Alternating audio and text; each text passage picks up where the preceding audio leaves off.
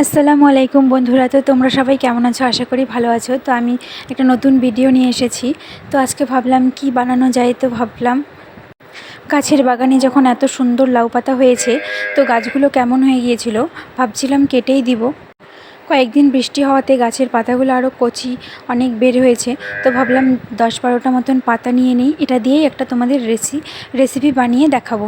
তো দেখো কি, নিজের বাগানের গাছ থেকে তোলা সবজি দিয়ে রান্না করার মজাটাই একটু আলাদা রকম, খুশি খুশি লাগছে তাই আমারও। দেখো পাতাগুলো এত সুন্দর হয়েছে না, দেখেই ভালো লাগছে। আমার এরকম গাছ লাগাতে ভালোও লাগে, আর আমি মাঝে মধ্যে এরকম চারা গাছ লাগাইও, আমার বাড়ির উঠোনেতেও লাগাই। তো 10-12টা মতন পাতা তুলে নিয়েছি, এগুলোকে বেছে ধুয়ে নেব।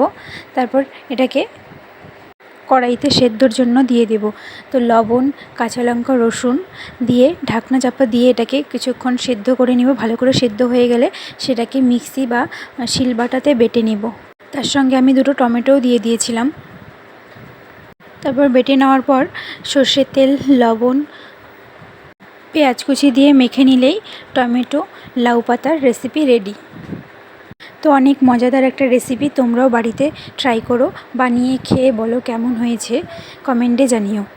তো বন্ধুরা, অনেক কষ্ট করে ভিডিওটা বানাই, তো তোমরা ভালো লাগলে লাইক, কমেন্ট, সাবস্ক্রাইব করে দিও আর পাশে থেকো।